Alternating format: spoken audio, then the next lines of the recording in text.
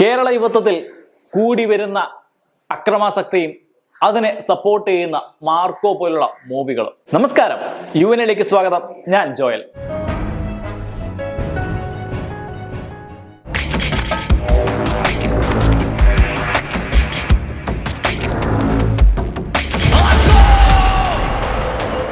ഞാൻ നേരത്തെ പറഞ്ഞ വിഷയം അന്തിച്ചർച്ചകളിലും മറ്റും കൂടുതലായി നമ്മൾ കേട്ടുവരുന്നതാണ്.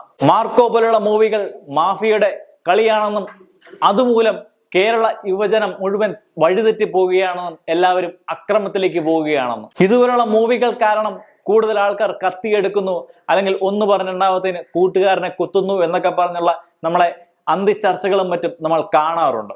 എന്താണ് ഇങ്ങനെയുള്ള ആൾക്കാരുടെ ലക്ഷ്യം, അല്ലെങ്കിൽ എന്തുകൊണ്ടാണ് ഒരു സിനിമ ഇറങ്ങിയതുകൊണ്ട് ആൾക്കാർ ക്ഷുഭിതരാകുന്നത്, അല്ലെങ്കിൽ ഇത് കേൾക്കുമ്പോൾ എന്തിനാണ് ഇവർ അത്ര ചൊടിക്കുന്നത്? നമുക്കിന്ന് അതിനെക്കുറിച്ചൊന്ന് നോക്കാം. മാർക്കോ പോലുള്ള മൂവികൾ ശരിക്കും നമ്മുടെ യുവത്വത്തെ വഴിതെറ്റിക്കുന്നുണ്ടോ? ഇതിനു മുമ്പ് ദൃശ്യം ഇറങ്ങിയപ്പം ഇതേപോലെ ഒരു അന്തിച്ചർച്ച നടന്നിരുന്നു. ദൃശ്യം കുറെ ആൾക്കാരെ കൊല ചെയ്യാൻ പ്രേരിപ്പിക്കുന്നു, അതുകൊണ്ട് ഒരുപാട് കൊലപാതകങ്ങൾ കേരളത്തിൽ ഉണ്ടാകുന്നു എന്നൊക്കെ പറഞ്ഞുകൊണ്ട് ചില മാധ്യമങ്ങൾ ഒരു അന്തിച്ചർച്ച നടത്തുകയുണ്ടായി. അതേ വില തന്നെയാണ് ഇന്ന് ഇതിനും കൊടുക്കേണ്ടതെന്നാണ് എനിക്ക് തോന്നുന്നത്. സ്വന്തം TRP റേറ്റിംഗ് കൂട്ടാൻ വേണ്ടി കുറെ ആൾക്കാരെ വിളിച്ചു കൂട്ടി എന്തിനു വേണ്ടി സംസാരിക്കുന്ന കുറെ ആൾക്കാർ, അതിനെ സപ്പോർട്ട് ചെയ്യുന്ന ചില സിനിമാക്കാർ, എന്തൊക്കെയാണ് ഇവരുടെ ഹിഡൻ അജണ്ട, അല്ലെങ്കിൽ എന്തുകൊണ്ടാണ് ഒരു സിനിമ ഹിറ്റ് ആകുമ്പോൾ എന്തുകൊണ്ടാണ് ഇതിനെതിരെ നെഗറ്റീവ് പറയുന്നത്? 2023 പച്ചവുഡാണ്, അല്ലെങ്കിൽ ഇതിനെ കൊണ്ട് വലിയ കഥയൊന്നുമില്ല, മലയാള സിനിമയ്ക്ക് ത്രാണിയില്ല, തമിഴും തെലുങ്കുമൊക്കെ കണ്ടുപഠിക്കണം, ഹോളിവുഡിനെ കണ്ടുപഠിക്കണം, ബോളിവുഡിനെ കണ്ടുപഠിക്കണം എന്നൊക്കെ പറഞ്ഞ ചില അനലിസ്റ്റുകളുണ്ട്, അല്ലെങ്കിൽ സ്വയം സിനിമാ നിരൂപകരെന്ന് വിളിക്കുന്ന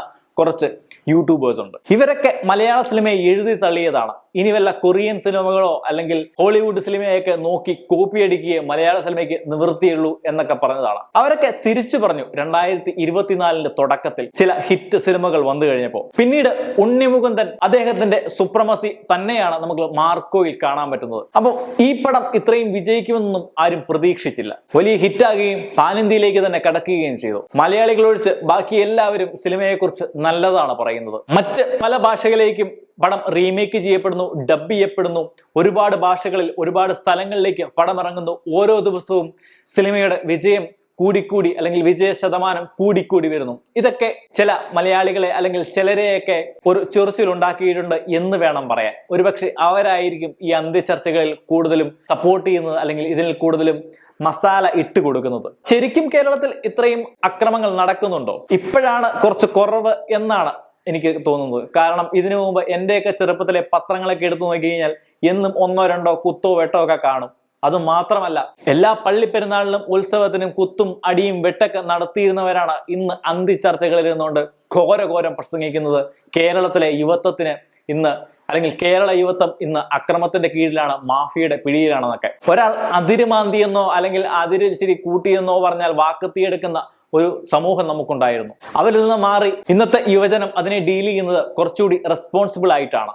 ഒന്ന് പറഞ്ഞ വാക്കത്തിയെടുക്കാണ്ട് ഇരുന്ന് ചർച്ച ചെയ്യുന്ന, അല്ലെങ്കിൽ സാവധാനം മാത്രം അതിന് മറുപടി പറയുന്ന, അതിനെക്കുറിച്ച് ആലോചിച്ച് തീരുമാനമെടുക്കുന്ന ഒരു റെസ്പോൺസിബിൾ യുവജനത്തെ നമുക്ക് കാണാൻ പറ്റും. അപ്പൊ പഴയ ഒരു അക്രമാസക്തിയിൽ നിന്നൊക്കെ മാറി നമ്മളിപ്പോൾ അല്ലെങ്കിൽ ഇപ്പോഴത്തെ യുവജനം കുറച്ചുകൂടി നന്നായി എന്ന് വേണം പറയാൻ. ഇത് പിടിക്കാത്ത ചില ആൾക്കാരാണോ ഈ പറയുന്നത് എന്ന് പോലും സംശയമുണ്ട്. മാർക്കോ എന്ന സിനിമ മലയാളത്തെ കൊണ്ട് ഒരിക്കലും ഒരു വലിയൊരു സൂപ്പർ ഹിറ്റ് നേടാനാവില്ല. KGF പോലെ, അല്ലെങ്കിൽ കാന്താര പോലെ, അല്ലെങ്കിൽ തെലുങ്ക് സിനിമകളെ പോലെ ഒരു വലിയ പാൻ ഇന്ത്യൻ സിനിമയിലേക്കൊന്നും അല്ലെങ്കിൽ പാൻ ഇന്ത്യൻ ലെവലിലേക്കൊന്നും കടക്കാൻ കഴിവില്ല എന്ന് ഘോരഘോരം പ്രസംഗിച്ചവരുടെ മുമ്പിലേക്കാണ് മാർക്കോ എത്തിയത്. മാർക്കോ ഒത്തിരി വയലൻസ് ആണ്, അതുകൊണ്ട് ഒത്തിരി രക്ഷപ്പെടില്ല എന്നൊക്കെ വിചാരിച്ചവരുടെ കണക്കുകൂടലെ എല്ലാം പാറിപ്പറത്തിയാണ് മാർക്കോ പാൻ ഇന്ത്യൻ ലെവലിലേക്ക് അതിവേഗം വ്യാപിച്ചത്. ഇന്ന് നമുക്ക് കാണാനാവുന്നത് പല ഭാഷകളിലേക്കും തർജ്ജമ ചെയ്യപ്പെട്ട് പല രാജ്യങ്ങളിലേക്ക് പോലും മാർക്കോയുടെ പ്രദർശനം ദീർഘിപ്പിച്ചു, അല്ലെങ്കിൽ അത് തിയേറ്ററുകളുടെ എണ്ണം ദിനം ദിനം കൂടി വരികയാണ്. അപ്പൊ കഴിവില്ല, തന്നെ മലയാളത്തെ കൊണ്ട് കഴിവില്ല, അല്ലെങ്കിൽ മലയാളത്തിന് കഴിയില്ല, മലയാളം എന്നും ഇങ്ങനെയൊക്കെ ഉണ്ടാവൂ എന്ന് വിചാരിച്ചുകൊണ്ടിരുന്ന, അല്ലെങ്കിൽ ഇങ്ങനെയൊക്കെ ഉണ്ടായാൽ മതി, നമുക്ക് തെലുങ്കും തമിഴൊക്കെ കണ്ട് ആസ്വദിക്കാം എന്ന് പറഞ്ഞ ചില യൂട്യൂബേഴ്സ് അല്ലെങ്കിൽ ചില വ്ളോഗേഴ്സിന്റെ ഒക്കെ മുമ്പിൽ ഇത്രയും വലിയൊരു ഹിറ്റ്, അതും ഉണ്ണിമുകുന്ദനെ പോലൊരു സ്റ്റാർ അല്ലെങ്കിൽ ഉണ്ണിമുകുന്ദനെ പോലൊരു നടൻ കൊടുക്കുമ്പോൾ തീർച്ചയായും അത് അവരിൽ കുറച്ചെങ്കിലും ഒരു വൈക്ലഭ്യം ഉണ്ടാക്കി കാണും. അതായിരിക്കണം ഇത്രയും അദ്ദേഹത്തിനെതിരെ ഹെയ്റ്റ്രഡ് പരത്താൻ കാരണമായിരിക്കുന്നത് എന്നാണ് നമുക്ക് തോന്നുന്നത്. ആൽഫ മെയിലിന്റെ പ്രസക്തി അല്ലെങ്കിൽ ആൽഫ മെയിലിനെ നമ്മളെ സ്ക്രീനിൽ കണ്ട് ആസ്വദിച്ചു തുടങ്ങിയത് KGF മുതലാണ്. ഇന്ത്യൻ സിനിമകളിൽ പുറത്തേക്ക് നോക്കിക്കഴിഞ്ഞാൽ ഇന്നും ജോൺ വിക്കിന്റെ തട്ട് താന്നു തന്നെ ഇരിക്കും. അപ്പോ KGF പിന്നീട് ആനിമൽ വന്നു. അപ്പോൾ എല്ലാവരും പറഞ്ഞു ആനിമലാണ് ഏറ്റവും സ്വാഗുള്ള പടം. അത് കഴിഞ്ഞാണ് കില്ല് വരുന്നത്. ഇത്രയും പടങ്ങൾ വന്നപ്പോൾ ഇതിന് മുകളിൽ ഒരു പടം ആരും ചെയ്യില്ല, അല്ലെങ്കിൽ ഇതിന് മുകളിൽ ആർക്കും ചെയ്യാൻ കഴിയില്ല എന്നൊക്കെ പറഞ്ഞിരുന്നപ്പോഴാണ് മാർക്കോ വരുന്നത്. ഇന്ത്യയിലെ ഏറ്റവും വലിയ വയലൻസ് പടമായിരിക്കും ഞങ്ങളുടെ എന്ന് പറഞ്ഞുകൊണ്ട് തന്നെയാണ് മാർക്കോ മാർക്കറ്റ് ചെയ്യുന്നത്. അപ്പോഴും പലരും സംശയിച്ച ഒന്നാണ്, കില്ലിനൊക്കെ മുകളിൽ ഇനി എന്ത് ചെയ്തു വെക്കാനാണെന്ന്. പടം കണ്ടവർക്ക് കൃത്യമായിട്ട് അറിയാം അവരെന്താണ് അതിൻ്റെ അകത്ത് ചെയ്തു വെച്ചിരിക്കുന്നതെന്ന്. ട്രെയിലറിൽ അല്ലെങ്കിൽ പ്രൊമോഷന്റെ സമയത്തൊക്കെ ഉടനീളം അവർ കൃത്യമായി പറഞ്ഞിരുന്നു, ഇതൊരു A സർട്ടിഫിക്കറ്റ് മൂവിയാണ്, ശക്തിയില്ലാത്തവരും മനോബലമില്ലാത്തവരും ദയവ് ചെയ്ത് ഇതിന് പോകരുത് എന്ന് വളരെ കൃത്യമായി ട്രെയിലറുകളിലും മറ്റും മെൻഷൻ ചെയ്തിട്ടും ഫാമിലി അടക്കം തിയേറ്ററിൽ പോയി ഇത് ഫാമിലിക്ക് കാണാൻ പറ്റിയ പടമല്ല എന്ന് പറഞ്ഞ് തെറി പറഞ്ഞ് ഇറങ്ങി വന്ന ചിലരെയൊക്കെ നമ്മൾ പല യൂട്യൂബിലൂടെയും അല്ലെങ്കിൽ വ്ലോഗിലൂടെയും ഒക്കെ കണ്ടിട്ടുണ്ട്.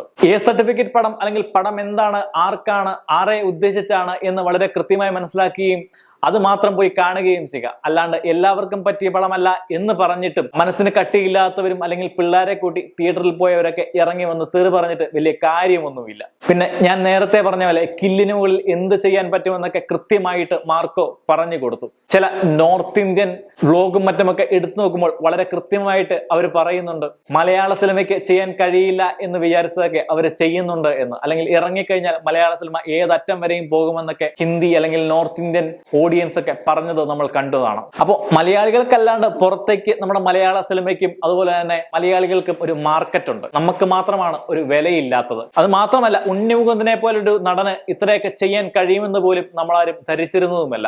മാർക്കോ സിനിമ കണ്ട ശേഷം സാക്ഷാൽ അല്ലു അർജുൻ പോലും വിളിച്ചു പറഞ്ഞു എന്നാണ് കേൾക്കുന്നത്. സിനിമ വളരെ മനോഹരമായിരുന്നു, വളരെ നന്നായിട്ട് എക്സിക്യൂട്ട് ചെയ്തിട്ടുണ്ടെന്നൊക്കെ അല്ലു അർജുൻ പോലും വിളിച്ചു പറഞ്ഞു. അപ്പൊ തന്നെ ഉദ്ദേശിക്കാം മലയാള സിനിമയുടെ അല്ലെങ്കിൽ മാർക്കോയുടെ മാർക്കറ്റ് എവിടം വരെ എത്തി എന്നുള്ളത്, അല്ലെങ്കിൽ മാർക്കോയുടെ റീച്ച് എവിടം വരെ എത്തി എന്നുള്ളതൊക്കെ നമുക്ക് അവിടെ തന്നെ മനസ്സിലാവുന്ന കാര്യമാണ്. ഇപ്പൊ ഏറ്റവും പുതിയ അപ്ഡേറ്റ് വിക്രത്തിന്റെ, സാക്ഷാൽ ചിയാൻ വിക്രത്തിന്റെ വീട്ടിൽ മാർക്കോയുടെ ടീം നിൽക്കുന്ന ഫോട്ടോസോ മറ്റുമാണ് സോഷ്യൽ മീഡിയയിൽ വൈറലായിക്കൊണ്ടിരിക്കുന്നത്. അഭ്യൂഹങ്ങൾ പ്രകാരം മാർക്കോ 2-ലെ വില്ലൻ ചിയാൻ വിക്രമാണെന്നൊക്കെ പറയപ്പെടുന്നുണ്ട്. അങ്ങനെയാണെങ്കിൽ ഇതുവരെ ഭരിച്ചുകൊണ്ടിരിക്കുന്ന ബോക്സ് ഓഫീസ് റെക്കോർഡുകളൊക്കെ ചിലപ്പോൾ തിരുത്തപ്പെടേണ്ടി വന്നേക്കും. കാരണം ചിയാൻ വിക്രവും ഉണ്ണിമുകുന്ദനും വീണ്ടും മാർക്കോ 2-ൽ ഒന്നുകയാണെങ്കിൽ ഇതിന്റെ മുകളിൽ ഇനി എന്ത് ചെയ്യാൻ കഴിയും എന്നൊക്കെ അവർ വളരെ കൃത്യമായി നമുക്ക് കാണിച്ചു തരും എന്ന് തന്നെയാണ് നമ്മുടെ വിശ്വാസവും. അതവർ കാത്തു സൂക്ഷിക്കുന്നുമുണ്ട്. ഇതുവരെയുള്ള റെക്കോർഡുകൾ അല്ലെങ്കിൽ ഇതുവരെയുള്ള കാര്യങ്ങൾ നോക്കുകയാണെങ്കിൽ മാർക്കോ ടീം അവർ കൊടുത്ത എല്ലാ പ്രോമിസുകളും മാർക്കോ ടീം വളരെ കൃത്യമായി തന്നെ കാത്തു സൂക്ഷിച്ചിട്ടുണ്ട്. ഇനിയും അത് തന്നെ ഉണ്ടാകും എന്നാണ് നമ്മുടെ പ്രതീക്ഷ. മാർക്കോ തീർച്ചയായിട്ടും മലയാള ഇൻഡസ്ട്രിയുടെ ലെവല് തന്നെ മാറ്റുന്ന ഒരു പടമാണ്. മലയാളം ഇൻഡസ്ട്രിയെ കുറിച്ച് കേൾക്കാത്തവർ ഇതോടെ മലയാളം ഇൻഡസ്ട്രിയെ കുറിച്ച് കേൾക്കും. ഇത് തന്നെ ആയിരിക്കണം മാർക്കോ സെറ്റ് ചെയ്യാൻ പോകുന്ന അല്ലെങ്കിൽ മലയാളം ഇൻഡസ്ട്രിക്ക് കിട്ടാൻ പോകുന്ന ഏറ്റവും വലിയ അംഗീകാരവും. ഈ പടത്തെക്കുറിച്ച് സംസാരിക്കുമ്പോൾ ഇതിന് ഡയറക്ടറായ ഹനീഫ് അദാനിയും അദ്ദേഹത്തെ വിഷനും വളരെ ഇമ്പോർട്ടന്റ് ആണ്. മിഖായിൽ ഒരു വലിയ പടമല്ലാഞ്ഞിട്ട് പോലും അതിൻ്റെ ഒരു സ്പിൻ ഓഫ് വരിക, അതും വളരെ മനോഹരമായിട്ട് എക്സിക്യൂട്ട് ചെയ്യുക, അതിനെ ഇത്ര വലിയ വിജയമാക്കി മാറ്റുക എന്നൊക്കെ പറയുന്നത് അദ്ദേഹത്തിന്റെ വിഷനും കഴിവും ഒന്ന് മാത്രമാണ്. ഇനി ഉണ്ണിമുകുന്ദൻ എന്ന സ്റ്റാർ, അദ്ദേഹത്തിന്റെ സ്റ്റാർ മൂല്യവും കുറഞ്ഞിരുന്ന നേരത്താണ് മാർക്കോ എന്ന പടം വരുന്നതും ഇത് ഇത്ര വലിയ വിജയമായി മാറുന്നതും. ഈ വിജയമാണ് ചിലരെ ചൊടിപ്പിച്ചതും ചർച്ചാ വിഷയമാകാനും കാരണമായത്. ഇനി എന്ത് നല്ലതുണ്ടെങ്കിലും അതിനെയൊക്കെ സമരം ചെയ്ത് തോൽപ്പിക്കുക അല്ലെങ്കിൽ അതിനെക്കുറിച്ചൊക്കെ കുറച്ച് മോശം പറയുക എന്നത് നമ്മുടെ ഒരു രക്തത്തിലുള്ള ഒന്നാണ്. പണ്ട് ATM വരുന്നതിന് മുമ്പ് സമരം ചെയ്ത ഒരു ജനതയാണ് എന്നുകൂടി ഓർക്കുന്നത് നല്ലതാണ്. അപ്പോൾ ഈ നേരത്തെ ഞാൻ പറഞ്ഞ കുറ്റം പറച്ചിലുകളൊക്കെ കണക്ഷൻ എവിടെയാണ് കിടക്കുന്നത് എന്ന് നമുക്ക് ഏകദേശം മനസ്സിലാകും. അപ്പോൾ പറയുന്നവർ പറയട്ടെ, കുരയ്ക്കുന്നവർ കുരയ്ക്കട്ടെ. പടം ഇപ്പോഴും വൻ വിജയത്തിൽ തന്നെ ഒരുപാട് തിയേറ്ററുകളും ഹൃദയങ്ങളും കീഴടക്കി ഓടിക്കൊണ്ടിരിക്കുകയാണ്. അപ്പോൾ കുരയ്ക്കുന്നവർ കുരയ്ക്കട്ടെ, അല്ലെങ്കിൽ പറയുന്നവർ പറഞ്ഞുകൊണ്ടേയിരിക്കട്ടെ. അടുത്തൊരു സ്റ്റോറിയുമായിട്ട് വരുന്നവരേക്കും സൈനിങ് ഓഫ്, ജോയൽ ജോസഫ്.